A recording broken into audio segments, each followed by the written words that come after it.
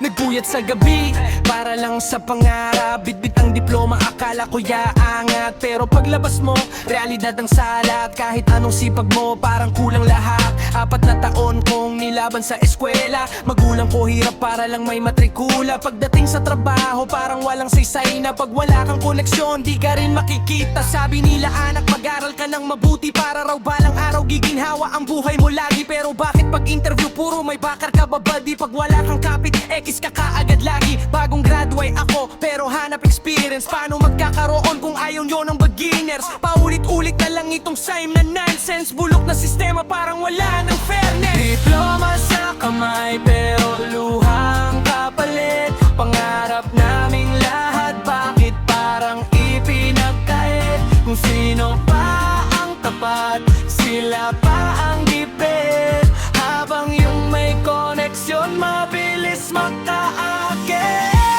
Ilang beses nang bumangon kahit halos madurog. Kahit sistemang bulok, pilit pa rin sumusubok. Kasi ang kabataan may apoy na di maubos. Balang araw ang boses namin di na matatakpan ng tao. Ilang beses nang bumangon kahit halos madurog. Kahit sistemang bulok, pilit pa rin sumusubok. Kasi ang kabataan may apoy na di maubos. Balang araw ang boses namin di na matatakpan ng tao. Sa pagbaho naman, pareho ring kalakaran. Kapag overtime ka, parang obligasyon lang. Uy salamat yun lang ang matatanggap. Pero ang puyat at pagod, ikaw lahat ang sasalot haharap. Pero subukan mong malit kahit 5 minuto. Parang kasalanan mong bumagsak ang mundo. Mabilis pasakidlat ang kaltas sa sweldo. Habang ang pagod mo walang bayad na totoo. Mga politiko puro pangako sa eleksyon. Pagkaupo sa pwesto limot agad ang akasyon. Kabataan naghihirap walang tamang direksyon. Habang kurakot buhay hari sa mansyon. Nakakapagod mahalin tong bansang sinilangan. Kung mahirap ka rito parang bawal mangarap. Pero kahit ganito di pa rin susukuan. Kasi may pag-asa pang mababago ang daan. Ano may hawak pero bakit walang halaga? Sa bansa ng lapanan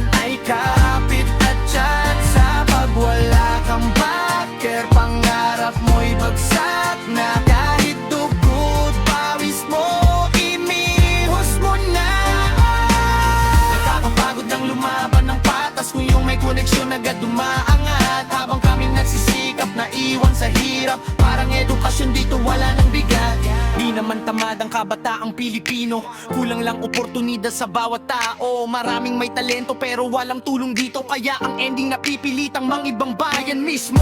Nurse at engineer ng ibang bansa. Dahil dito sa ating mababa ang kita. Habang mga korup lalong yumayaman pa. Tapos tayo parawang walang disiplina. Nakakatawa pero masakit isipin. Yung honor student hirap pa rin tanggapin. Habang yung may kakilala mabilis makapasok din. Kahit minsan kulang naman sa galing. Kaya ngayon, tanong ng bawat kabataan, may future pa ba dito sa ating bayan? Kasi kung puro palakasan lang ang daanan, pati pangarap mo mapapagod lumaban. Diploma sa kamay pero luha nga palit. Pangarap naming lahat, bakit parang ipinagkait? Kung sino ba ang tapat, sila pa ang gipit. Habang yung may koneksyon mabilis makaakit.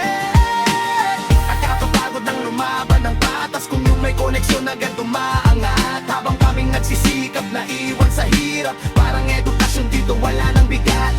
Nakakapagod ang lumaban ng patas. Kung yung may koneksyon agad umaangat. Habang kaming nagsisikap na iwan sa hirap. Parang edukasyon dito wala nang bigat.